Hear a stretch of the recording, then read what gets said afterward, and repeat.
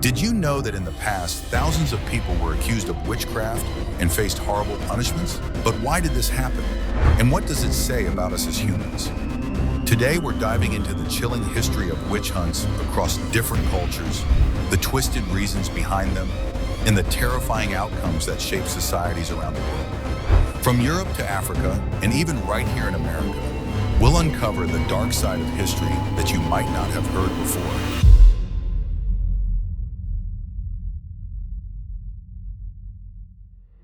The air is thick with tension, and people whisper in fear of witches. But here's the thing, anything unusual, like a sudden illness, a bad crop, or even a strange animal sighting, could be blamed on witchcraft. Why? Because back then, people didn't have the science or knowledge we have today to explain these events. They were looking for answers, and sometimes the easiest answer was to blame someone who seemed different or didn't fit in. But Europe wasn't alone in this. Similar fears took hold in other parts of the world, including Africa and Asia. In some African communities, the fear of witches was just as real and dangerous. The details of these witch hunts varied, but the underlying fear was the same. Fear of the unknown, fear of what couldn't be easily explained. This fear led to terrifying consequences. People were quick to point fingers, often accusing those who were already vulnerable or marginalized. Once accused, it was nearly impossible to prove your innocence, and the punishment was often death. But fear wasn't the only thing fueling these witch hunts.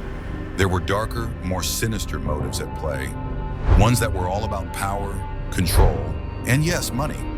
You see, witch hunts weren't just about finding and punishing witches.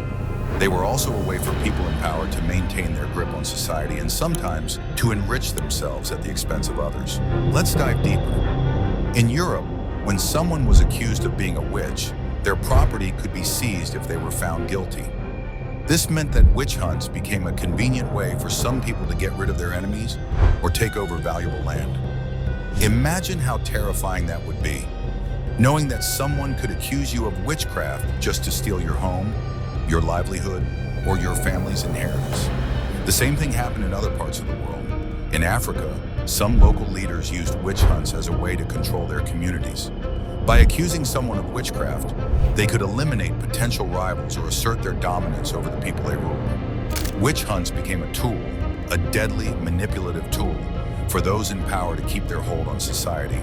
There's another piece to this dark puzzle that's often overlooked: gender. Have you ever wondered why the vast majority of people accused of being witches were women? The answer lies in the way society viewed women at the time, and it's a sobering reflection of the prejudice and sexism that existed and still exists in many parts of the world. Back then, society had very strict ideas about what women should be like: quiet, obedient, and focused on the home. But what happened if a woman didn't fit this mold? What if she was independent, smart, or outspoken? What if she didn't conform to society's expectations? These qualities could make her a target for accusations of witchcraft. In Europe, older women, especially widows, were often accused of witchcraft because they didn't have a man to protect them. Without a husband or sons, these women were vulnerable, and their independence made them suspicious in the eyes of their communities. In Africa and other parts of the world, similar patterns emerged. Accusations of witchcraft were used as a way to control and suppress women who didn't fit the traditional mold. Before we move on, if you're finding this journey into the past as fascinating as we do, don't forget to subscribe. We bring you untold stories from history every week, and you won't want to miss what's coming next. So hit that subscribe button and join our community of history lovers. Now let's get personal. Imagine being accused of something you didn't do, something as serious as witchcraft. How would you feel? Scared? Confused? Helpless? Take the story of Bridget Bishop, the first person executed during the Salem witch trials in America. Bridget wasn't like other women in her community. She wore bright clothes and ran a tavern, which made her stand out in a Puritan society that valued conformity. Her differences made her an easy target. Despite the lack of real evidence, she was found guilty and hanged. Bridget's story isn't unique.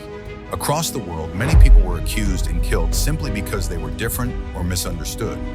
These weren't just witches, they were real people, with families and dreams, whose lives were cut short by fear and suspicion. Now here's where it gets really interesting. You might think witch hunts are a thing of the past, but the truth is, they're still happening today, just in a different form. Modern-day witch hunts might not involve accusations of magic, but they do involve fear, suspicion, and the targeting of innocent people. Think about social media mobs, political witch hunts, or even bullying in schools. These are all examples of how the same dynamics of fear, power, and control play out in our world today. By studying the history of witch hunts, we can learn to recognize these patterns and stop them before they cause harm. We can learn to stand up against fear-driven narratives and protect those who are unfairly targeted. Thank you for joining us on this journey into the dark history of witch hunts. If you found this video insightful and eye-opening, please give it a thumbs up and share it with your friends. And remember, if you haven't already, subscribe to our channel for more fascinating stories from history. Together we can explore the past and learn how it still shapes our future. See you in the next video.